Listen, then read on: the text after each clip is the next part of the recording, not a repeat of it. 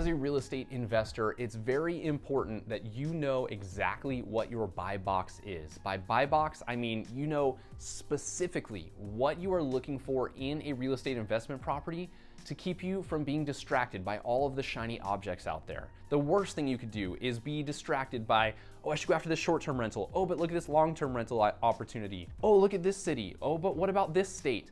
You can't be all over the place. You have to hone in that buy box. And today I want to share with you the 3 things I am currently looking for that fit my buy box so it can help guide you in the future to narrow down your buy box and find opportunity to make you money.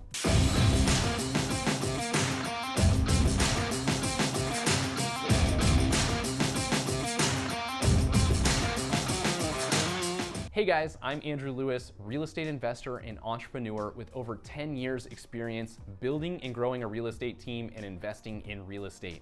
Before we get into today's video, take a moment, please hit that like button, leave a comment below, and don't forget to subscribe so you don't miss out on future videos. I'm here to help you break out of the 9-to-5, gain financial freedom, and grow wealth through real estate.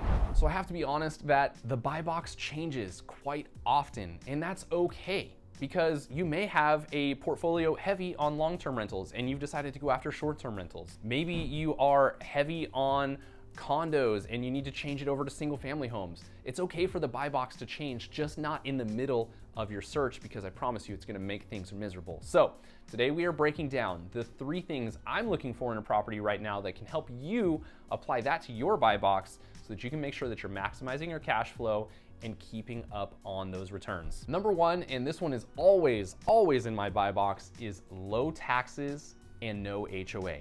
Low property taxes, no HOA. Why do I care about that? Because it keeps my monthly expenses low to make sure that I maximize cash flow. And that means I can actually buy a property that's maybe a little bit more expensive than I would if taxes and HOA were something a little bit higher on that property. So I always identify a low tax property tax area as well as no HOA to really find a great deal. Now with the property taxes, that varies totally depending on where you live.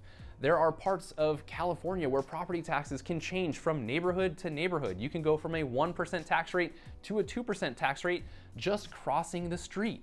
You've got states like Texas that have no state income tax, but they have a higher property tax rate. So you may eliminate certain areas just because property taxes altogether are more expensive.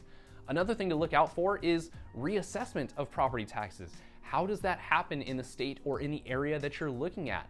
There are places, and again, I'm gonna pick on you, Texas, I'm sorry, I was raised there, but that property value gets reassessed every single year and could go from $500,000 to $600,000 overnight. And your tax bill comes overnight and your expenses just went up overnight. Your monthly expenses gets eaten into every single time that happens. Now you can rebuttal that in many states and can be fought to bring it down, but you just have to be careful to make sure that you're buying in a low tax, no HOA area. There are advantages at times to HOAs, but when I'm trying to seek and maximize the cash flow, I want the taxes as low as possible, the HOA as low as possible, because that keeps my monthly expenses down. Number 2 is rehab opportunities. Early on, you may want to look for something that's a little bit more turnkey, doesn't take as much work to get things up to speed for a tenant. But if you're looking for a great deal, then look for something that has rehab opportunities, something that needs some work done.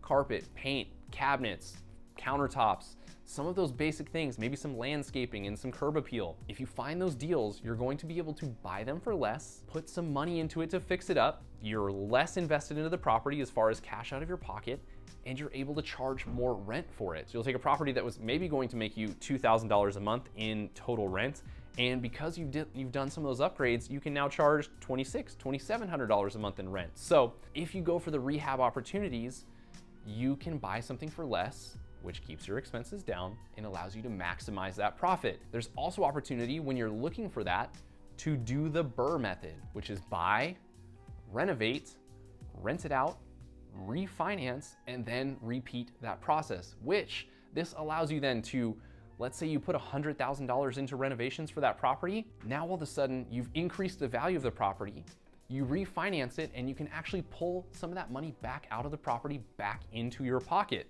Now that will shrink your rents a little bit, but it means less money out of your pocket at the end of the day, which means you could potentially go shopping for another home without having to dig into more money out of your own account. So rehab opportunities are great.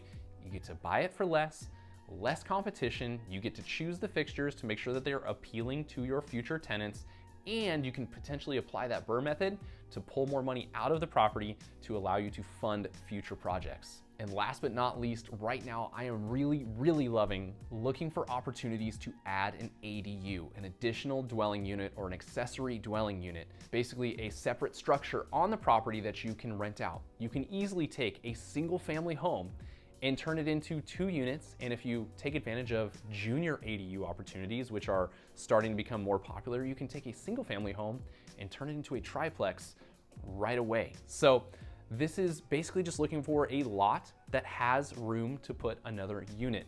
There are counties all over the country right now that are streamlining this process and speeding it along, knowing that we need affordable housing. And that's what you're doing when you put in an ADU, a 1-bedroom, 1-bath unit in the back of your property that creates affordable housing and allows people to have housing for less. So it's an awesome opportunity. Yes, it will cost you $100,000 to build that ADU, to build that unit out back, but this is something that will allow you to increase your rental income significantly. In some cases, you can even double the opportunity with a single house by putting in $100,000 there. And keep in mind, in some places, you might even be able to make this into the BRRRR method, where you've added an additional unit that increased the value of your property, and then you can refinance and recoup some of that money that you just put into that exact same unit. So looking for a property that make sure is in a great area that will rent out, but that has room in the yard that you could put in an ADU